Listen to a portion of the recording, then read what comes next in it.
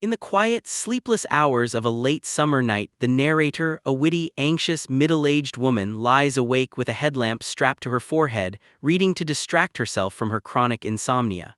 Her husband, Nick, sleeps peacefully beside her, untroubled and oblivious to her nocturnal restlessness. When the light catches on her arm, she notices a strange rash, a constellation of red bumps trailing from her elbow, gleaming faintly, pearlescent, like some minor but ominous cosmic event unfolding beneath her skin. Her instinct, honed by years of self-diagnosed ailments and late-night doom-scrolling, is immediate and familiar, panic disguised as curiosity. She knows she shouldn't look it up. She's even moved her phone to the kitchen for exactly this reason, but she also knows she will.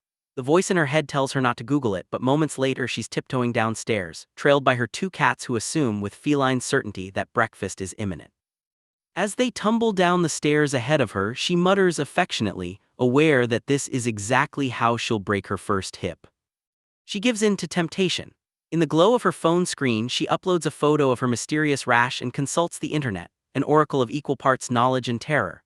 WebMD offers the usual litany of skin irritations, but soon she's plunged into Reddit's darker recesses, where hypochondriacs and the genuinely ill commiserate in threads that blur the boundary between empathy and panic. Just because you're a hypochondriac doesn't mean it's not malignant, one user writes, perfectly summarizing the narrator's own spiraling logic. Still, she convinces herself it's nothing catastrophic, probably not melanoma, maybe something suboptimal but survivable. She performs a small ritual of superstition, knock wood, kinahora, inshallah, a patchwork of talismans borrowed from every culture, as if layering them might form a shield against bad outcomes. Her older cat, Chicken, large and affectionate, climbs onto her chest, purring and drooling, while the younger one, Angie, sleeps curled like a comma on her pillow. She whispers at Chicken to take a little break from yourself and almost laughs. In this absurd nocturnal quiet, surrounded by warmth and love, she should feel safe. But when she checks the local news, a small-town bulletin board of county fairs and retirement announcements, one headline pierces the domestic calm, one dead in collision between train, car. Goosebumps rise on her arms. Outside, the first birds begin to sing. She's missed her window to fall back asleep. The next morning, Chapter 2 opens on chaos, domestic but comforting chaos.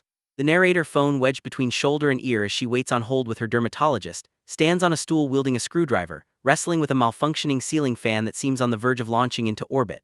Her husband Nick enters and gently pries the tool from her hand. He's patient, bemused, and accustomed to her volatile mix of competence and overreaction.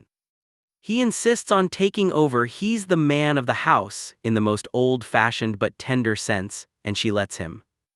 When the dermatologist's receptionist finally answers, the next available appointment is 5 months away. Suddenly, the rash feels urgent again. She seizes a cancellation slot for the upcoming Friday. Meanwhile, their daughter Willa, a young woman in her early 20s, shuffles into the kitchen wearing an oversized hoodie and adolescent disaffection. She complains about the sticky floor and the humidity, and her mother teases her lovingly, calling her Princess Angel Baby. Their banter is affectionate and familiar. Willa's sarcasm meets her mother's indulgence. Despite her barbed humor, Willa is still tenderly cared for. Within moments, her mother is slicing watermelon and pouring her coffee, loaded with maple syrup and half, because indulgence seems to be the only religion I practice. The narrator's father soon joins them from the in-law apartment out back. Widowed for just over a year, he's moved in temporarily, though he still keeps his New York apartment just in case. Every morning he asks the same question about his shoes, do I have to take my sneakers off, and makes the same small jokes about survival. I don't know about fine, but I seem to be still alive, so there's that. His presence is both comforting and tinged with melancholy. He is a man gently disoriented by age and grief, slipping into routines to keep from slipping entirely away.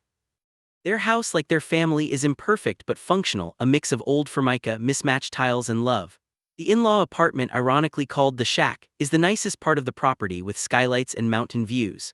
The family's dynamic unfolds in quick, humorous dialogue, the father complaining about the temperature, the daughter teasing him, Nick muttering from inside the ceiling fan.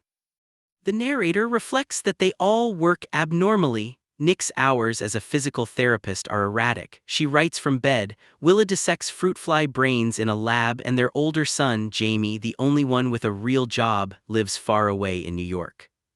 The morning domestic comedy is interrupted when Willa, scrolling through her phone, suddenly goes still. A kid from Jamie's high school class died, she says softly. His car got hit by a train.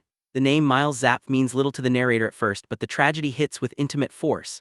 Willa's face crumples and she begins to cry, not because she was close to him but because his death feels proximate possible. He was her brother's age, he could have been him. The narrator comforts her daughter, holding her close on the kitchen couch while her father watches with worried tenderness. He once asked whether Willa was overly sensitive, a phrase he used about his daughter years ago. The narrator remembers being the same kind of girl, tearful, anxious, raw. The generational echo of worry is inescapable. Nick, still perched precariously above them, joins the conversation, vaguely remembering Miles from school, maybe a theater kid, maybe someone who did lighting. The grandfather adds that he might have known the boy's grandmother from bridge club, recalling her as a bit of a screwball, which earns a mock scolding from Willa. Girl, no. The humor softens the sadness, but the undercurrent of mortality lingers. The conversation drifts, as family conversations do, from tragedy to triviality. The plumber's name Rodney, the pronunciation of Charlotte, the cat knocking over coffee. Willa reads online updates about the accident. Her mother confirms that it happened at the dangerous Hampton crossing, the one with confusing lights and poor visibility. Willa admits she avoids it, driving 15 minutes out of her way to stay safe.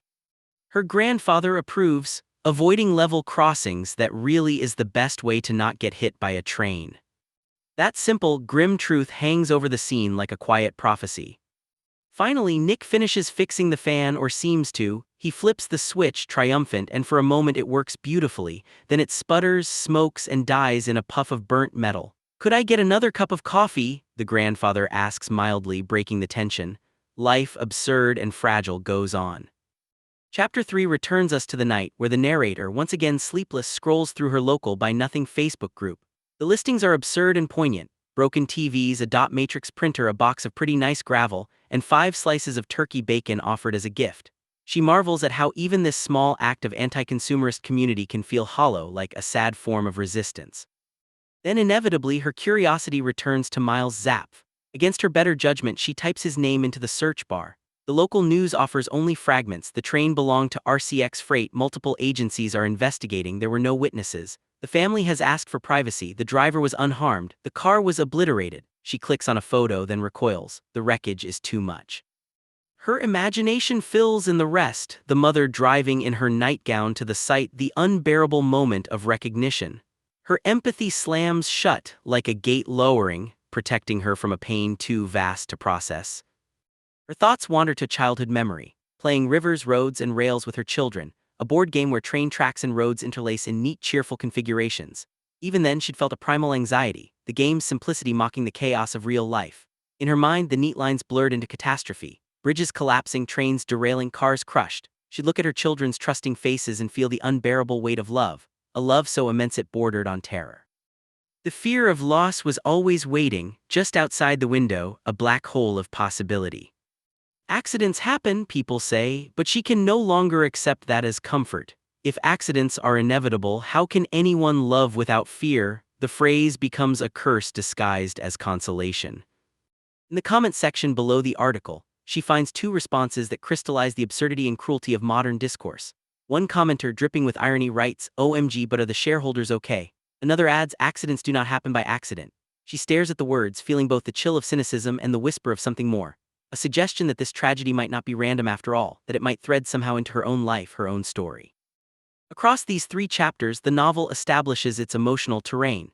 The intersection of domestic intimacy and existential dread, humor and grief, insomnia and overconnection.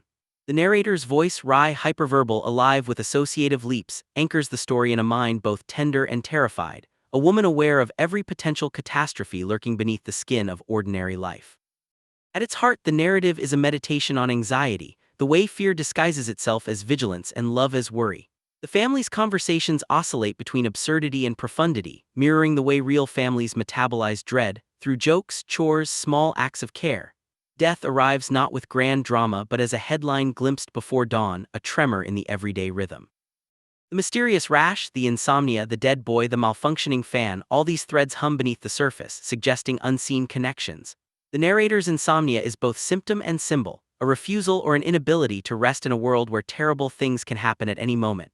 Her nighttime wandering mirrors the reader's own compulsion to keep scrolling, to keep looking, even when looking hurts.